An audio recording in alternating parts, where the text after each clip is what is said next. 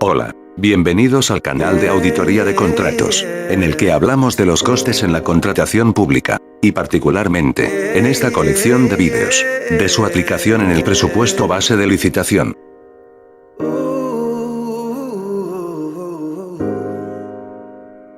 Ya disponemos de la información de la contabilidad externa que nos proporciona la Central de Balances del Banco de España. Información que está o se encuentra en su base de datos de ratios de empresas no financieras.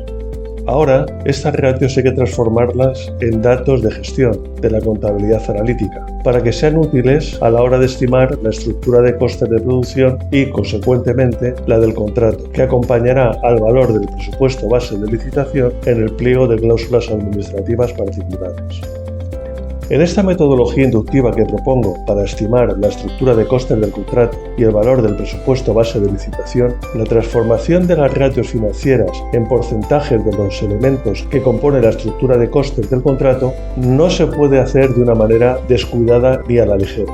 Como las hipótesis no pueden ser inventadas, ni siquiera parecer ser meras conjeturas, para que las proposiciones de las hipótesis sean verdaderas, debemos formar un juicio basado en observaciones que no sean simples indicios de lo que creemos o nos pueda parecer que sucede. Por ello, durante la fase de preparación del contrato, las consultas preliminares del mercado no pueden dirigirse únicamente a preguntar a los agentes económicos si pueden o no realizar el servicio o el suministro que necesitamos adquirir, sino que es muy importante obtener, a través de esas encuestas al mercado, información económica esencial que no tiene por qué desvelar aspectos que formen parte de secretos técnicos o comerciales u otros aspectos sensibles para las empresas. Por lo tanto, las consultas preliminares del mercado son esenciales. La información útil que nos es necesario obtener y que pueden proporcionar sin resistencia a los contratistas se trata, por ejemplo, sin ser una lista exhaustiva, al porcentaje de personal directo de la plantilla que tienen dichos contratistas, la distribución por género del personal en las diferentes categorías profesionales, el índice o grado de utilización del personal proporcionado por empresas de trabajo temporal que se aplica directamente a los objetivos de coste y el porcentaje que representan en la cuenta de servicios exteriores u otros gastos de explotación de la cuenta de pérdidas y ganancias los consumos que realizan o que les prestan dichas empresas de trabajo temporal. También podemos preguntar acerca del sistema de cálculo de costes que utilizan los contratistas y el porcentaje de los costes indirectos de producción y de la estructura que hay en dicha estructura de costes. La cuestión es que no debemos ir completamente a ciegas y debemos de buscar la información a través de estas encuestas, que no es fácil obtener, pero sí es posible hacerlo. Además de lo anterior, podemos buscar otro tipo de información, por ejemplo la que se encuentra en las cuentas anuales que depositan las empresas en el registro mercantil. Así, en la página de datos generales e información complementaria requerida por la legislación española en dichas cuentas anuales, podemos obtener la distribución del personal asalariado, entre hombres y mujeres, lo cual lo podemos comparar con los datos facilitados por la empresa en la encuesta que le hayamos solicitado. Y además, en la cuenta de resultados, aparecen los gastos de personal, lo que nos permitirá obtener el coste promedio de la hora de mano de obra directa si hemos conseguido además el porcentaje de trabajadores directos en la plantilla y su comparación con el personal aplicado de las empresas de trabajo temporal. Y, finalmente, también podemos visitar las webs de las empresas, porque en ellas suelen informar de cuestiones de carácter general, aunque solo sea para su autopromoción y mantenimiento de su reputación. Aunque esta información, lógicamente, está muy sesgada, no podemos pensar en que sea del todo desdeñable, ya que al menos podemos compararla y podemos extraer alguna información que nos sea vinculante. El esfuerzo que se debe aplicar en las consultas al mercado, como vemos, es importante, y ello quizá nos desanime. Desde luego es más fácil aplicar directamente, aunque no tenga nada que ver, los porcentajes que para la estructura de costes del contrato de obras establecen los artículos 130 y 131 del Reglamento de Contratación, ya que el Tribunal Administrativo Central de Recursos Contractuales, como hemos comentado en vídeos anteriores, con su interpretación ha liberado de esta pesada carga a los órganos de contratación. No obstante, para aquellas personas que quieran hacer el esfuerzo de establecer una estructura de coste razonable del contrato y valorar apropiadamente el presupuesto base de licitación, obtenida esta información de valor que no sean meras conjeturas, estamos en condiciones de realizar las hipótesis para transformar los datos financieros en datos de gestión. Vayamos a la aplicación. Bueno, pues ya estamos en nuestro contrato de servicios para el cual vamos a realizar el desglose de los costes en el presupuesto base de licitación. Y aquí, en primer lugar, hemos reflejado las categorías laborales de la mano de obra directa que se pueden emplear en este contrato, con el desglose también por género, la masa salarial. A continuación, hemos realizado la inclusión de los elementos de los materiales, de lo que también son elementos de coste directo, y en este caso, como es un contrato de programación y de informática, pues estos elementos de los materiales pues van a estar formados por ordenadores o servidores. En este caso hemos obtenido cotizaciones para 10 unidades de ordenadores y para 2 servidores. A continuación, reflejamos los otros costes directos, y estos otros costes directos van a estar representados por empleados de empresa de trabajo temporal para adaptar su capacidad a la demanda. De manera que la capacidad extra que les ofrece estos trabajadores de empresa de trabajo temporal, lo que vienen es a complementar los trabajadores propios, o sea, la mano de obra directa propia que ya tienen. Luego, no sería muy razonable que los operarios de empresa de trabajo temporal superaran a la mano de obra.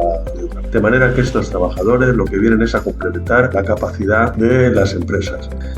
El siguiente paso ha sido obtener las ratios de la central de balances del Banco de España. Y en este caso, por las ratios que hemos obtenido para este sector de la actividad, que es J62, Servicio de Informática y Programación del año 2020 para todos los tamaños en el cuartil Q2, pues son estas ratios. Vemos que la ratio R01, que es valor añadido sobre cifra de negocio, pues en este caso los salarios que se pagan a los trabajadores propios, todos los trabajadores propios, y el beneficio o el excedente que puede obtener la empresa, pues representa algo más del 51% del valor de la producción. De manera que hay una gran cantidad de gastos que tiene la empresa que están dedicados a los servicios exteriores y a consumos de factores externos y a pago de suministros y otros servicios que adquiere externamente la empresa. También vemos que el valor de los salarios, del total de los salarios sobre cifra de ventas, pues no llega al 40%, de manera que se supone que esta empresa va a tener una gran cantidad de gastos de estructura, porque los gastos de personal no llegan al 40%, y además probablemente vaya a tener que echar mano a trabajadores de empresa de trabajo temporal para adaptar su capacidad a la demanda. Pues estas ratios ahora las tenemos que transformar en costes, porque estos ratios son ratios de tipo financiero y lo que nosotros necesitamos son elementos de coste y porcentajes de esos elementos de coste en el presupuesto base de licitación. ¿Y cómo hacemos eso? Pues eso lo hacemos a través de las hipótesis. Y aquí ya he incluido unos valores que vamos a transformar en elementos de coste procedentes de las ratios financieras. Y el primero son los gastos de la mano de obra directa, porque en la ratio financiera lo que nos proporciona es el gasto total de los salarios de los trabajadores de la empresa, ya sean directos o indirectos, en su cuenta de pérdidas y ganancias. Entonces, aquí tenemos que hacer una hipótesis de cuánto representa la mano de obra directa en esos gastos de personal. Aquí tengo puesto el 82%, pero vamos a poner otra cifra, por ejemplo, que es el 80%, que es lo que hemos deducido por nuestra investigación en las consultas preliminares de mercado. Los gastos de personal de mano de obra indirecta o su consumo forma parte de los gastos generales de fabricación, pues en lugar de ser el 6%, vamos a poner que es el 5%. Estos tipos de trabajadores, por ejemplo, están dedicados a labores de control de calidad de los productos y servicios que realiza la empresa.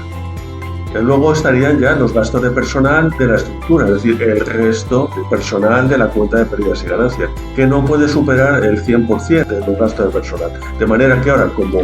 son inferiores, 80 más 5 son 85, pues aquí estos tres elementos tiene que ser el 100%. Ahora, el coste de los materiales en relación con la mano de obra directa, que va a ser un porcentaje de la mano de obra. En este caso, como estamos en un contrato de servicios, normalmente el coste de los materiales sobre la mano de obra directa no puede ser superior, porque si no estaríamos ante otro tipo de contrato, otro tipo de prestaciones, probablemente una prestación de un suministro que necesita mano de obra directa para ponerlos en función, que sería en este caso pues muy inferior a la mano de obra directa a los materiales. Pues según nuestras consultas que hemos hecho y según el pliego de prescripciones técnicas, pues podemos suponer que puede ser al 37%.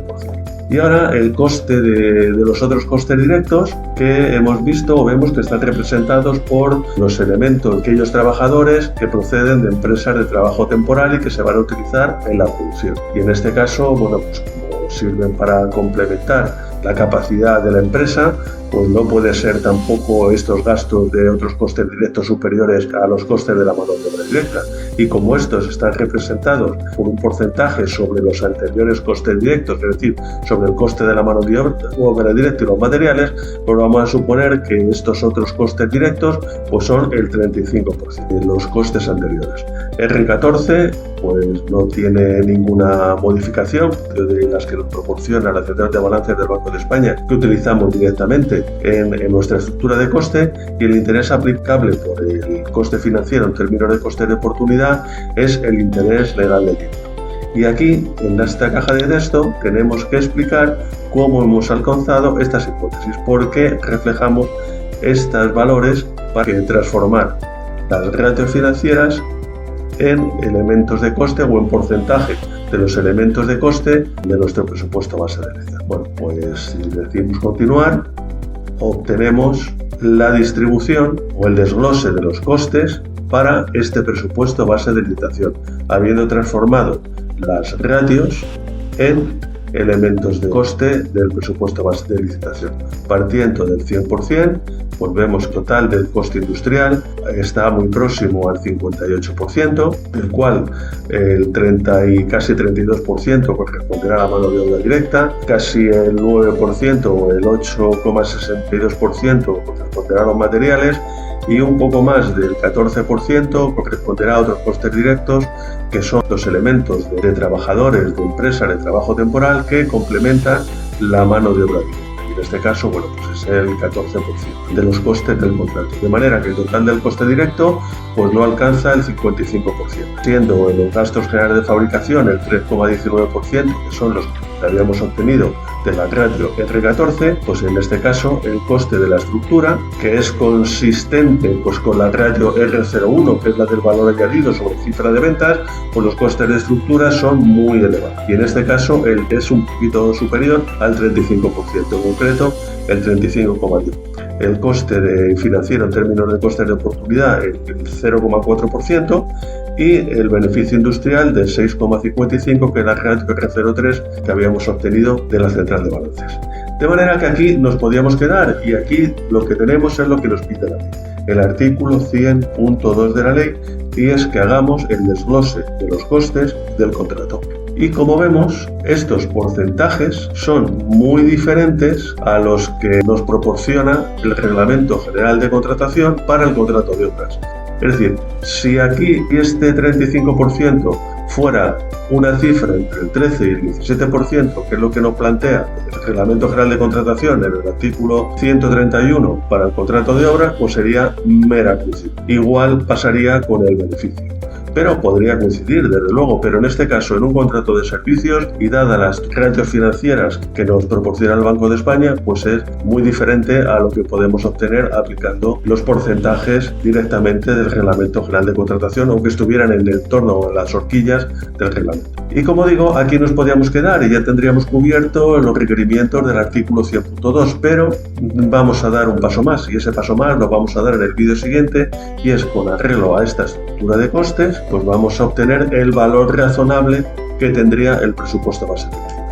Porque si, por ejemplo, quedáramos aquí nuestro presupuesto base de licitación, hubiéramos establecido en 100.000 euros, evidentemente el coste de la mano de obra directa serían 31.940 euros, el coste de los materiales serían 8.620 euros, el coste de los otros costes directos sería de 14.200 euros, el total del coste directo sería 54.760 euros, Los gastos generales de fabricación al coste indirecto de producción sería de 3.190 euros, los costes de la estructura serían de 35.100 euros, el coste financiero en términos de costes de oportunidad serían 400 euros y el beneficio industrial sería de 6.550 euros. Bueno, eso si partiéramos de un límite de gasto que es el que tenemos viendo los resultados de licitaciones anteriores. Pero lo que queremos es, dadas las circunstancias del mercado, establecer un precio de mercado para el presupuesto base de licitación, de tal manera que no sea escaso ni sea excesivo y sea razonable para que los contratistas quieran concurrir a la licitación y no quede desierta este procedimiento de contratación. Pero como digo, eso quedará para el próximo. Y hasta aquí este vídeo. Os espero en el siguiente.